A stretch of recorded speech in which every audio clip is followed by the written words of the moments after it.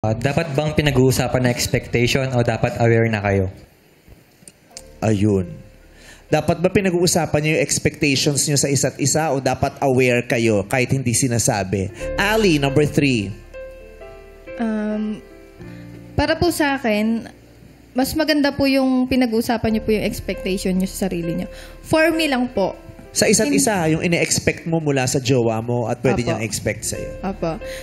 Parang pagko-communicate niyo po dun sa may parang pasahan po kayo ng ugali kung ano po yung ugali niya, yun din po ipapasa niyo sa kanya. Mahalaga sa'yo pinag-uusapan, yung expectations. Yes, Nagawa mo na ba yun o ngayon mo lang nare-realize yan? Ngayon ko lang po na-realize kasi po madami na po kasing dumaan sa buhay ko na parang pinagsisisihan ko po kung bakit. Oo. Kasi iniisip ko na talagang possible ba yun? Kasi, ikaw naman, Rhea, number 1. Yes, importante sa akin na kina-communicate niyo yung expectations niyo with each other. Kasi, personal experience, mahirap magbasa ng tao eh. Iba-iba talaga sila ng gusto. Ang gusto ko, maybe hindi yun yung gusto mo. Yung gusto mo, maybe hindi yun yung gusto ko. So, dapat ipaalam mo na bago pa maging problema. I believe that it's better to prevent yung mga problemang mangyayari kaysa i-cure mo na yung problema na na-create. Dahil hindi nga kayo nakipag-communicate. Ginagawa mo rin yun? Pinag-uusapan niyo? Itong ine-expect ko sa'yo, ha? Paano mo sinasabi sa kanya? Sinasabi ko kung sakali man na, okay, ito yung mga gusto ko. Ito yung, sana marunong ka makipag-communicate.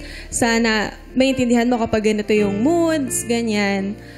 And in return, sana sasabihin niya na lang, imbes na sabihin sa akin na, okay, I agree na ganyan yung mga gusto mo. So, ito naman yung gusto ko. Pero wala rin akong nare-receive na ganun. So, okay.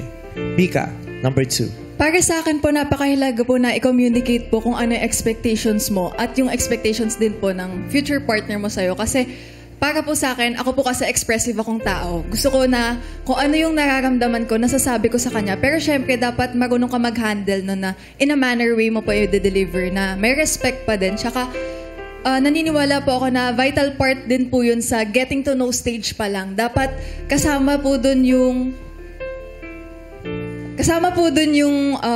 pagrespeto nyo sa isa't isa, kasama yung pagkilala nyo sa isa't isa na vocal po kayo kung ano po yung tunay nyo nararamdaman. Para as time goes by, mas nakikilala nyo po and aware po kayo sa gusto ng isa't isa.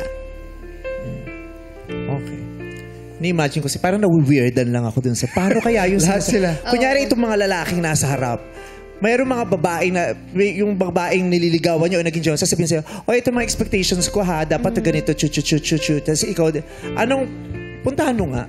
Ayan yung mga boys, yung, paano yung pag sa inyo yung pag may ganon yung, paano yun? Kayo ba pinag-uusapan yung expectations din? Sa tunay na buhay po, hindi naman po talaga pinag-uusapan yung expectation eh. Kasi parang, bakit pag-uusapan? Parang, kung pag-uusapan natin, ibig sabihin, alam mo yun, dapat pala gawin ko to, ganito. Parang nawawala na wala nang thrill.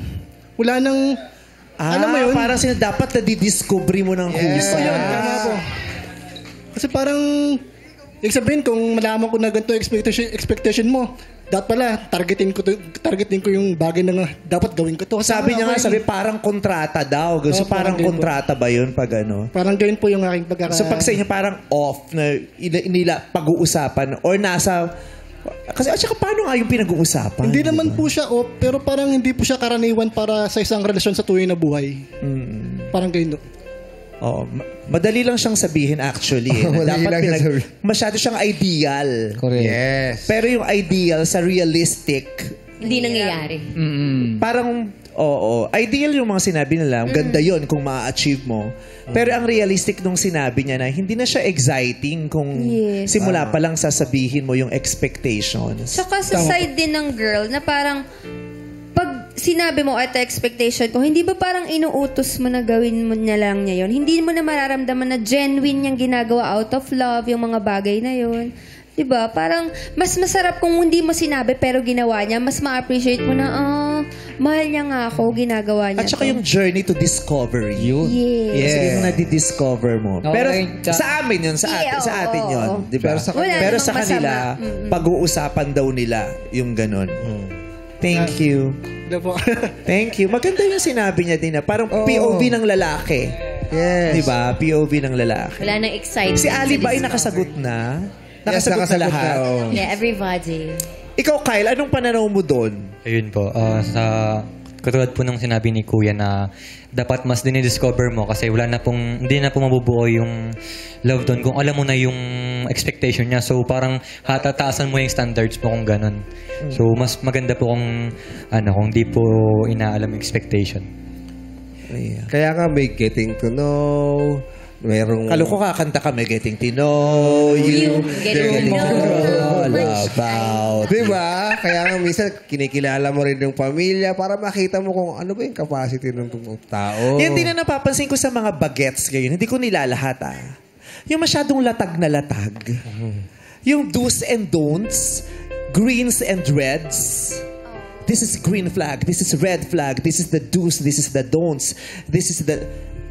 parang latag na latag, parang masyadong ideal yung gustong ma-achieve ng maraming bagets. Hindi ko gina-generalize, pero masyadong ideal, masyadong yung tamang-tama, yung perfect na perfect. Diba? Ang sarap isipin kung ma-achieve yung